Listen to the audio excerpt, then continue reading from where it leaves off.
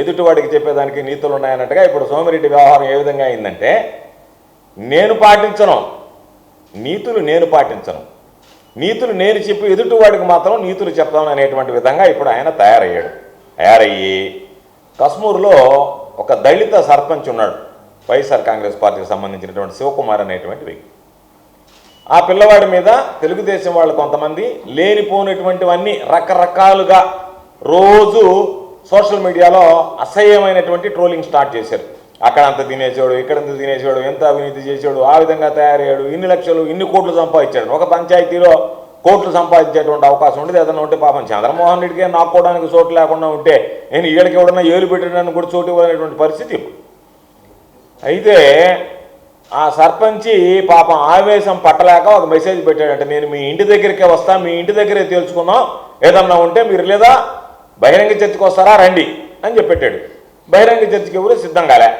మీరు బహిరంగ చర్చకి సిద్ధం కాకుండా నా మీద లేనిపోయినటువంటివి పెడుతున్నారు కాబట్టి, ఎందుకంటే పోలీసు వాళ్ళు ఇప్పుడు కేసు తీసుకునే పరిస్థితి లేదు, వాళ్ళని ఏదన్నా తీసుకుంటారు కానీ ఇటు పోయి చెప్పి మొరపెట్టుకున్నా కూడా దళిత సర్పంచ్ అన్నా కూడా వినేటువంటి పరిస్థితి లేదు. కాబట్టి అయ్యా నాకు ఇంత దుర్భరమైనటువంటి పరిస్థితులు ఉన్నాయని చెప్పుకుని ఎవరు పట్టించుకునేటువంటి నాథుడు లేడు, కాబట్టి నేను మీ ఇంటి దగ్గరికే వస్తా, నేను ఏమి చెప్పానో చెప్పండి తేల్చుకుందాం, లేకపోతే మీ అంత చూడాల్సి వస్తుందని చెప్పి ఒక మెటీరియల్ ఘాటుగా పెట్టినటువంటి మాట వాస్తవం. దానికి ఊళ్ళో వాళ్ళు ఎవరు స్పందించలే.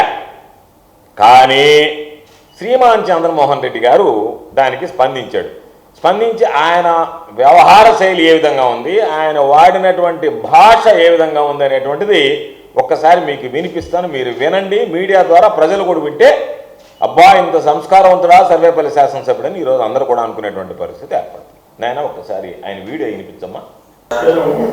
సర్పంచ్ గ్రూప్ లో ఇంటికి వచ్చి కొడతానని చెప్పి మాట్లాడుతుంటే ఏం చేస్తున్నారు మీరు? కస్టమర్ రోడ్ ఉందా? వాడు పంచాయతీలో వాడు కొట్టుకుంటే పట్టించుకోరు, వాడే తిట్టి మనం ఇంటికి వచ్చి కొడతానంటే మనం అధికారంలో ఉన్నామా వాడు ఉన్నాడా? వాడు ర్యాలీ చేస్తాడు, పోతాడని తీసుకొస్తాడు, నోటికి వచ్చినట్టు ప్రెస్ కాన్ఫరెన్స్ మాట్లాడతాడు, మీరు గమ్మ కూర్చోండి అందరూ. అది లెక్క లేకుండా పోతుంది మీకు. అసలు ఏం చేస్తున్నారో అర్థం కావడం లేదు. ఎంత ధైర్యం వస్తుంది? కంప్లైంట్ ఇప్పించండి, ముందు కంప్లైంట్ ఇచ్చి తాట తీయించండి. తమాషాలు పడుతున్నాడు. పంచాయతీలో డబ్బులు తోపేస్తుంటే అది పట్టించుకోరు. ఎందుకు సైలెంట్ ఉన్నారు మీరు? సార్ ఇప్పుడు ఎక్కడని ఇద్దరిని కమాండ్ చేసి మాట్లాడుతున్నారు సార్ వాళ్ళు. అప్పుడు మనకు సర్పంచ్ గురించి చెప్పాలా లేకపోతే ఎక్కడ గురించి చెప్పాలి అర్థం కాదు కదా. అవ్వలే కదా. ఎవరు మాట్లాడేది? వాళ్ళు మీకు మెసేజ్ పెట్టారు కదా, మస్తానరావు అయిపోయిన వాళ్ళు. పంచాయతీ పనులు ఏం చేశారంటే ఎక్కడన్నా బిల్ చేస్తున్నాడు చెప్తామా సెక్రటరీ మార్చారు, మళ్ళీ కొత్త పెట్టుకోండి ఎక్కడది సర్పంచ్ అని చెప్పి ఇద్దరిని కమెంట్ చేసి మాట్లాడుతున్నాం. మాకు ఎవరి పక్క మాట్లాడితే తిరిగిపోయాడు. సరే ఆపండి, ఆపండి. అవతల రోడ్డు బూతు పెట్టుకుంటే ఏం చేస్తున్నారో నడుతుంది. ఎక్కడ పక్కన పెట్టండి, నేను చూసుకుంటాను, నాకు చెప్పండి. అవతల రోడ్డు మీ ఇళ్ళకి వచ్చి తంతారని మాట్లాడుకుంటే వాడు దొంగ బిల్లు చేసుకుంటుంటే ఏం చేస్తున్నారు మీరు? వాడిని వదిలిపెట్టండి. మీరు వైసీపీ వాడిని వదిలిపెట్టేసి తెలుగుదేశం వాడి గురించి మాట్లాడు. ఏం మాట్లాడుతున్నావు? తెలుగుదేశం వాడి గురించి కంప్లైంట్ చేస్తున్నావు, వైసీపీ వాడి గురించి వదిలేస్తున్నావు. పాపం ఆ సర్పంచ్ తినింది ఏమిలే. ఏదన్నా తింటే ఇప్పుడు ఆ తెలుగుదేశం కార్యకర్త ఏం చెప్తున్నాడు, సార్ ఇద్దరిని కంబైన్ చేసి అంటే తెలుగుదేశం వాళ్ళని కూడా కలిపి మాట్లాడుతున్నాడు, అంటే తెలుగుదేశం వాళ్ళు ఫ్రాడ్ చేస్తున్నారు, దానికి సర్పంచ్ కొమ్ము కాస్తున్నాడు అనేటువంటిది వాళ్ళు స్థూలంగా చెప్పినటువంటి మాట. ఆయన ఏమంటాడంటే, మీరు తెలుగుదేశం వాళ్ళు వదిలేయండి, వాడి మీద పోలీస్ స్టేషన్లో కేసు పెట్టండి, తాట తీయించండి. అంటే ఒక శాసనసభ్యుడిగా ఉండేటువంటి వాడు వాడేటువంటి భాష ఒక దళిత సర్పంచ్ మీద, ఇది చంద్రమోహన్ రెడ్డి నేను సంస్కారవంతుడిని అని చెప్పదలుచుకున్నాడా?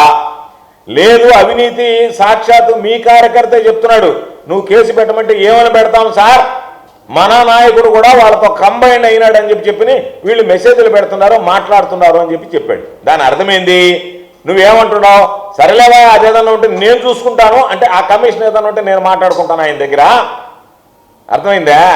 మనోడు ఏదన్నా కొడుతుంటే నేను మాట్లాడుకుంటాను, నేను చూసుకుంటాను, ఆయన దగ్గర నుంచి ఏదన్నా కమిషన్ ఉంటే నేను తీసుకుంటాను. ముందు మీరు వీడి సంగతి చూడండి, ఈ నుంచి కమిషన్ ఏం రాదు కదా నాకు, తెలుగు వైఎస్ఆర్ కాంగ్రెస్ పార్టీ వాడు కదా, కాబట్టి ఆ సంగతి తేల్చండి అని మాట్లాడుతున్నాడు ఆయన. ఆయన మాట్లాడినటువంటి మాట వాడినటువంటి భాష ఇది సంస్కారవంతమైనటువంటి భాష, ఒక సంస్కారవంతమైనటువంటి శాసనసభ్యుడు మాట్లాడదగినటువంటి భాష అని అనుకుంటే మీరు అది ప్రజల విజ్ఞతగా వదిలేస్తున్నాను.